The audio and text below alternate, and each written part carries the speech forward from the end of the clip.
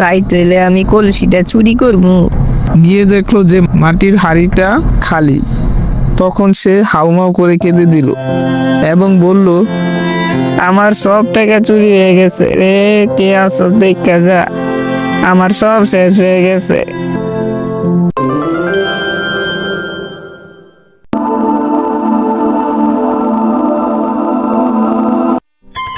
ঘটনাটি ছিল একটি কৃপণকে নিয়ে।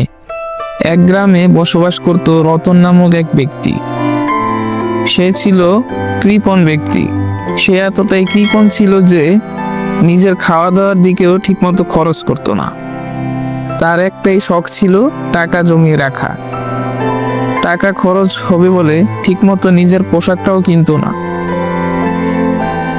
ভাগ্যিস সে তার বাড়ির মধ্যখানে একাই থাকে। তার পরিবার এই কৃপণতার কারণে তাকে রেখে সবাই চলে যায়। তো রতনের একটাই শখ ছিল টাকা পয়সা জমিয়ে রাখা। রতন যাই ইনকাম করত সেই সব টাকা দিয়ে একটি মাটির কলস কিনলো এবং মাটির কলসে ভরে নিজের টাকাগুলা নিজের বাগানের মাটির নিচে লুকিয়ে রাখত। সে প্রতিদিন রাতে গোপনে বাগানে যেত এবং কলসটি বের করে টাকার ঝলক দেখে অনেক খুশি হতো। যদিও সে টাকা কখনো খরচ করতো না, শুধু তার টাকা দেখেই আনন্দ লাগতো। এইভাবেই কিছুদিন চলতে থাকলো। কিছুদিন পর তার বাসার পাশ দিয়ে একদিন এক চোর যাচ্ছিল। রতনের অদ্ভুত কার্যকলাপ দেখে চোর একটু সন্দেহ করে মনে মনে বলল, রতন ওই কলসের মধ্যে কি রাখছে আমার দেখতে হইব তো। সে দেখতে পেল রতন তার কলসের মধ্যে টাকা লুকিয়ে রাখে। চোরটি একদিন সিদ্ধান্ত নিল যে সে রতনের টাকা চুরি করবে। সে মনে মনে ভাবলো, রাইত হইলে আমি কলসিটা চুরি করবো। রতন রে টাকা পয়সা ঠিক মতো খরচ তো করবো না, এই একটা সুযোগ।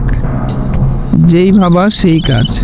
পরের দিন রাতে চোর এসে রতনের কলসিটা চুরি করে নিয়ে গেল। সকালে যখন রতন কলস দেখতে গেল, গিয়ে দেখলো যে মাটির হাঁড়িটা খালি। তখন সে হাউমাউ করে কেঁদে দিল এবং বলল, আমার সব টাকা চুরি হয়ে গেছে রে, কে আসছ দেখা যা, আমার সব শেষ হয়ে গেছে।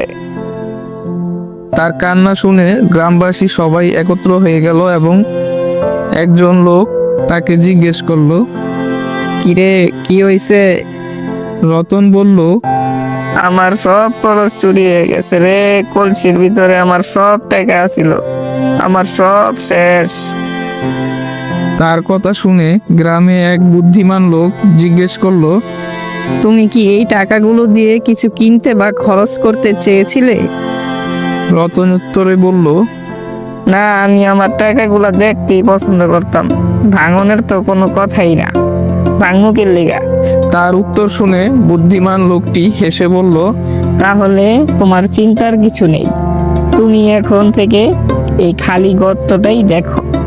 আগে যেমন টাকা দেখতে, এখন শুধু গর্তটাই দেখো, এতে তোমার কোনো ক্ষতি হবে না।